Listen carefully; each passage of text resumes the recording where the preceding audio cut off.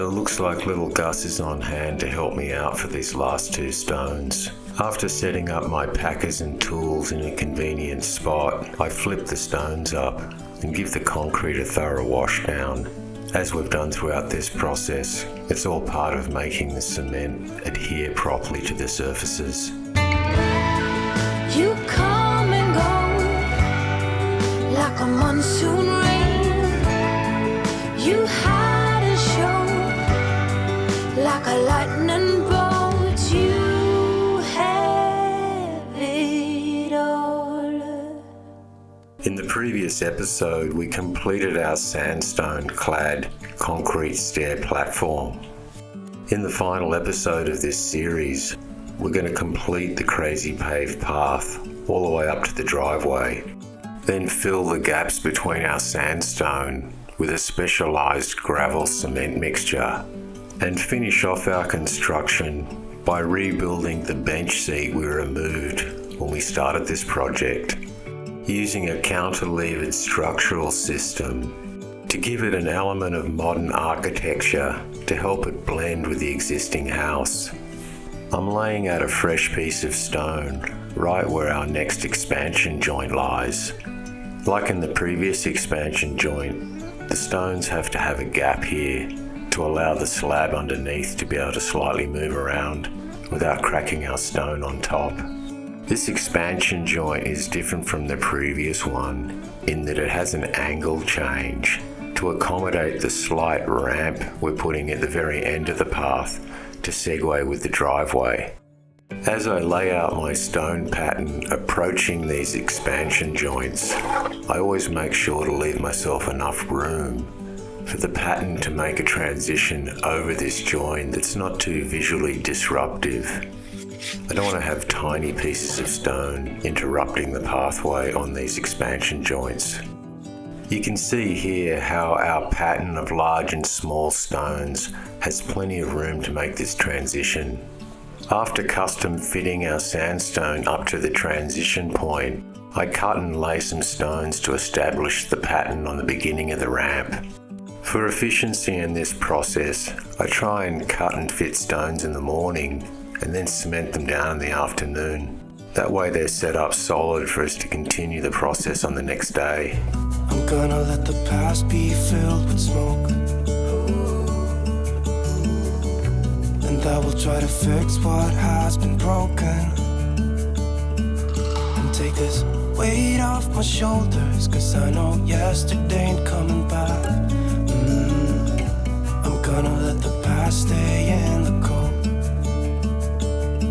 I will listen to the ocean, let its unsaid words be spoken, and I'll let my mind be carried by the waves. Oh, I will open up my eyes so I can see the light. Oh, and I'll try to spread my wings so I can fly. After checking the measurements on an appropriate stone for this final corner piece, I put it in place so I can get a visual concept of how it's going to lay out. Because this stone is going to be the start of our pathway, it's really important to spend a bit of time on getting it right, marking it out appropriately and cutting it exactly to size. I will open up my eyes so I can see the light. Oh, and I'll try to spread my wings so I can fly. Oh, and the darkness starts to fade. Feels like things are gonna go my way. I'm gonna let the sunshine in the day. I'm gonna let the past be filled with smoke, and I will try to fix what has been broken, and take this weight off my shoulders, cause I know yesterday ain't coming back.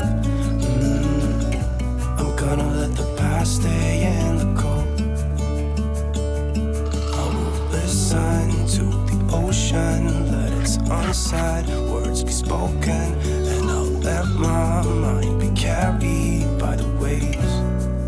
With the last 2 stones of our pathway cut to size and fit in place, I'm now going to prepare to stick them down by mixing up some tile cement.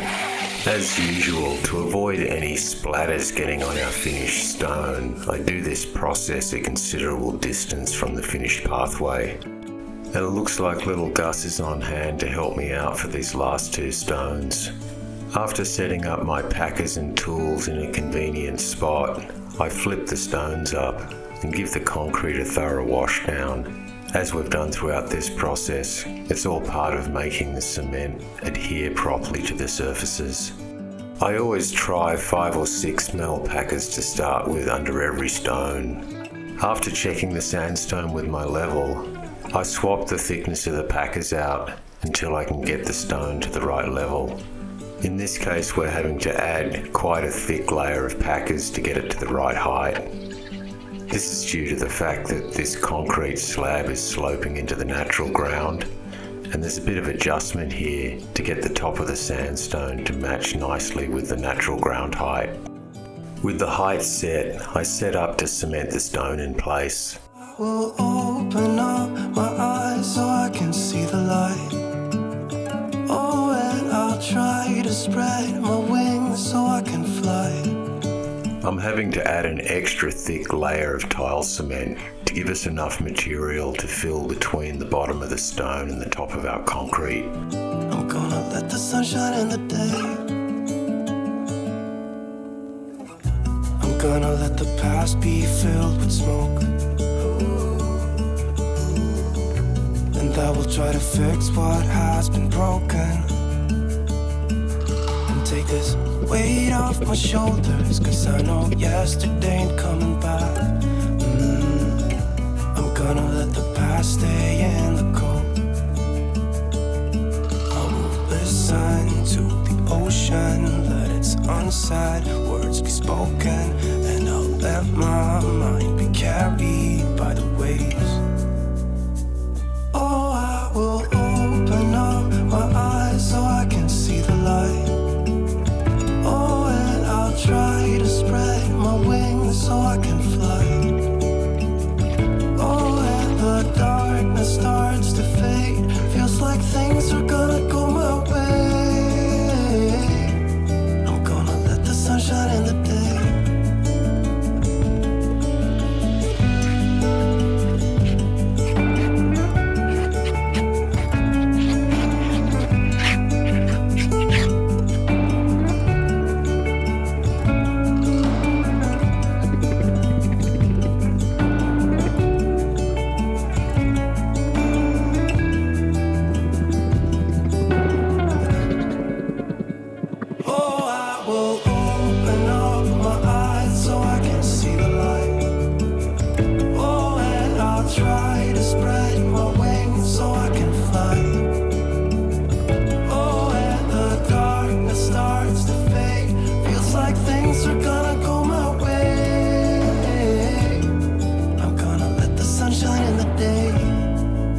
The principal reason for this pathway was to add this access point into the house through this deck that was pre-existing.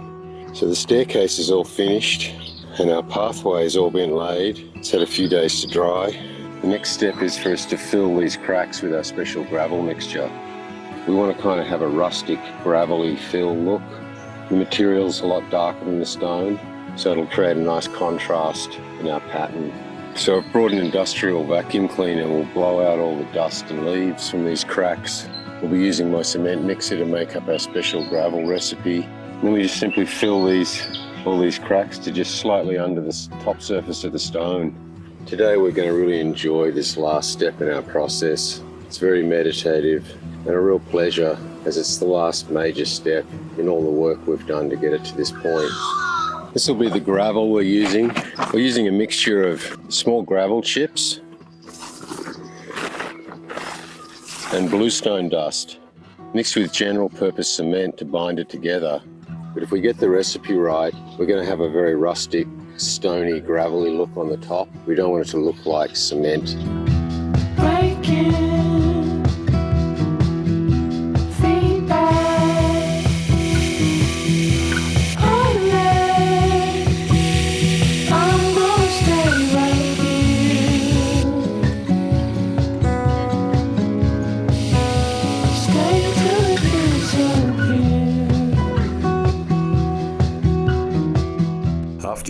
my vacuum to blow all the dust and leaves out of our cracks. I set myself up for making our special mixture we're going to be filling between the stones. I'll be using my cement mixer to blend all the ingredients together. General purpose cement is what's going to bind the two ingredients together of bluestone dust and pink gravel chips. My cement is a little lumpy due to moisture content, so I'm sifting it through a piece of mesh. This is going to help the dry cement blend with the other ingredients. The ratio of this dry mix is going to be 3 parts stone dust and gravel chips to 1 part general cement. It's important to stick to a formula for this mixture in case we have to make a second batch. That way the second batch will match the colour of the first one. If you have love, you wanna give me some, and I will wait for someone else to come. Oh, it's sad, but it feels right. Are we just hallucinating now? This is the final I just take a bow. While it all falls apart, guess you can't win them all. Oh no. I'm going to show you 2 effective ways to get our gravel mix into the stone gaps. The first one involves us using a special jig I constructed to help manage our gravel and cement mix. The jig helps direct the gravel mix deep into the cracks of the pathway without getting any on the top of the stone. Using a combination of a thin trowel and a small broom, we work the mixture into the cracks until it's filled just under the height of the top of the stone. I repeat the process of filling the jig, working it in with the trowel, sliding it along the course of the stone. When I've got enough material inside the crack, I sweep it off with my small broom to get it to the right height. One way, gonna lay down, be still, won't waste another tear. My second method is much simpler. I just trowel the mixture into the cracks of the stone, slightly overfilling it to be swept out later. I only use this second method if the stone's absolutely bone dry, because if there's any moisture in the stone, the general purpose cement can stick to it and stain it. That's why I sometimes use the first method with my jig, to keep the general purpose cement off the stone to stop it staining. If you have love, you wanna give me some, and I will wait for someone else to come. Oh, it's sad, but it feels right. Are we just hallucinating now? This is the final I just take a bow. While it all falls apart, guess you can't win them all. Oh no. After blowing off any loose cement dust with the vacuum cleaner, I wet the whole pathway down. I have the hose set on light misting because I don't want to wash out any of the material from the cracks. I just want to moisten and wet everything so the general purpose cement can set up over the next few days. It's very satisfying doing this last step in the process after all the work we've put into this sandstone pathway. If you have love, you wanna give me some, and I will wait for someone else to come. Oh, it's sad, but it feels right. Are we just hallucinating now? This is the final I just take a bow. While it all falls apart, guess you can't win them all. Oh no. The idea today is to build a seat here, cantilevered from the deck, so it doesn't have any posts supporting it. It's all going to be supported from the structure under this deck here. In the construction of this staircase pathway, where we removed a bench seat that people have been using as an access point to this deck. So the owner would like another seat. It's going to run along here. We harvested this decking material, so we're going to reuse this to reclad it. The idea was to cantilever it from under the deck so we don't have any posts, to give it a more modern architectural look. I got the structure started the other day under the deck here, but we got rained off, so we'll take a look at that in a second. I'm just going to be adding beams that are locked into these pieces under here, cantilever it out here. We've got our staging area all set up. These are the framing timbers we're going to be used for the construction. Got my saw set up, so we're all ready to go. The most challenging part of this project is going to be constructing the bracing we're going to need under the deck. This involves physically crawling under it and constructing the base of the frame that's going to support the cantilever bench. Pretty cramped conditions under here, but there's just enough space to get the job done. We've got a tarp laid out up here. Anyway, this is the most difficult part of the job, getting these braces in. Going to run the timber all the way along. These are going to lock it into the deck. It's all going to be hidden when it's finished, and this will create the suspended cantilevered structure we're going to build the seat on out on the side of the deck. With these two timber braces locked in place, I now work on assembling the main beam. So I've set up some temporary props to hold this beam in place whilst we lock it off with some screws. These rain squalls keep coming in. It's not making it easy being under this deck whilst it's raining through these deck cracks into my face. Time to take shelter. It's part of the reality of Gippsland weather. These storms come rolling in from the Antarctic and they can hit us at any time. The following day the weather improved. Before being rained off yesterday, we got the main beam installed, which is going to support the framing that cantilevers out from under this deck to support our bench seat. I'm going to be installing timbers that attach back to the main beam we installed yesterday. I'll need some accurate measurements for these timbers, so I'm going to have to crawl back under the deck. By getting a measurement from our main support beam up to the edge of the deck, I can calculate how long these timbers will have to be to support our bench seat. Breaking feedback, unless I'm gonna stay right here. Stay till it disappears. After securing the joist that marks the end of our bench seat, I add heavy timber screws to the other end that's up against the stone staircase. With our two side joists in place, I'm ready to start working on the main beam structure. Sometimes it's easier to scribe a piece of timber in place than to measure it. You can get a much more accurate cut that way. Can I go and sleep, buried in my chest?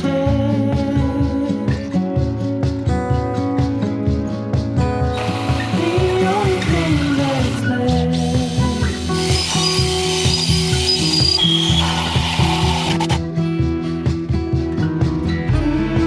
If you have love, you wanna give me some, and I will wait for someone else to come. Oh, it's sad, but it feels right.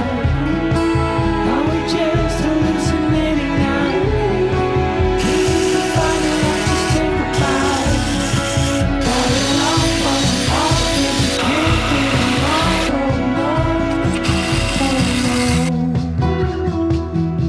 Oh no, I'm laying out some of the pieces of our recycled decking to work out where our cross joists are going to lie. Sometimes when you're using recycled materials, you've got to adapt the framing to fit the recycled pieces. Once I've made the calculations for the joist layout that's going to enable our recycled pieces to fit neatly, I start installing them with heavy timber screws. one way. We'll lay down, be still, won't waste another tear. Wait till it disappears.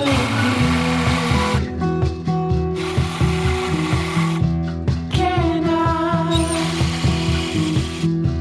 go to sleep?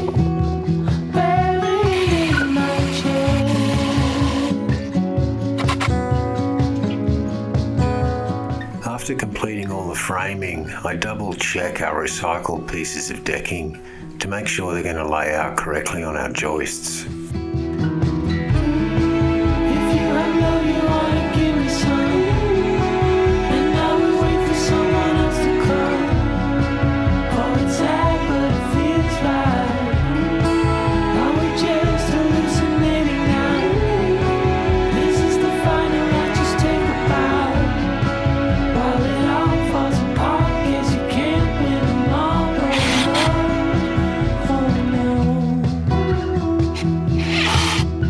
I'm using 5mm packers in between the decking boards to keep a consistent gap in the layout.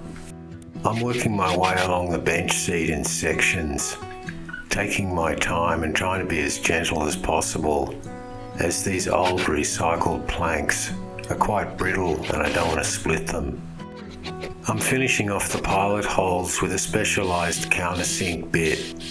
This creates enough room in the timber for the screw head to sit neatly underneath the top of the boards for a really nice finish.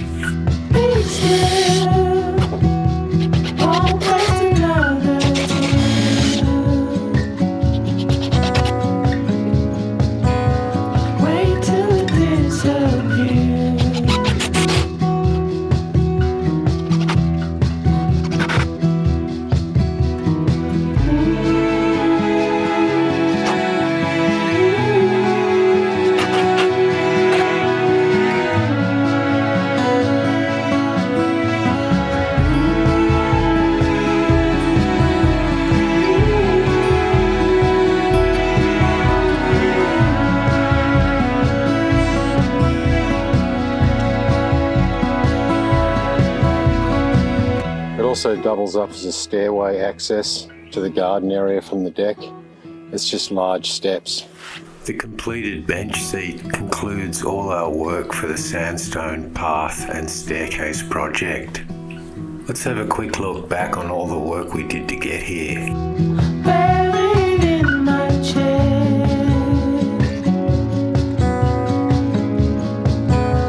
the only thing that's left.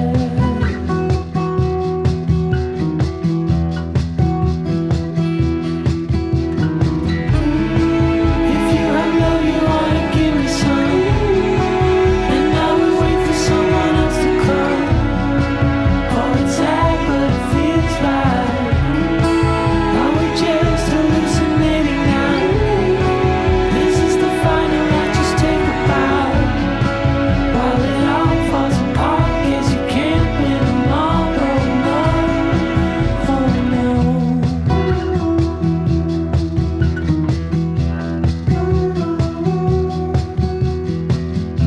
City rain. Gus is my helper on this job site. It's a lot of fun. Thanks for joining me this week on my YouTube channel. Check the link below, and while you're at it, hit the subscribe button or make a comment so I can help you with your future construction solutions. And don't forget to follow our channel for more ideas and how-to tips for home and garden projects.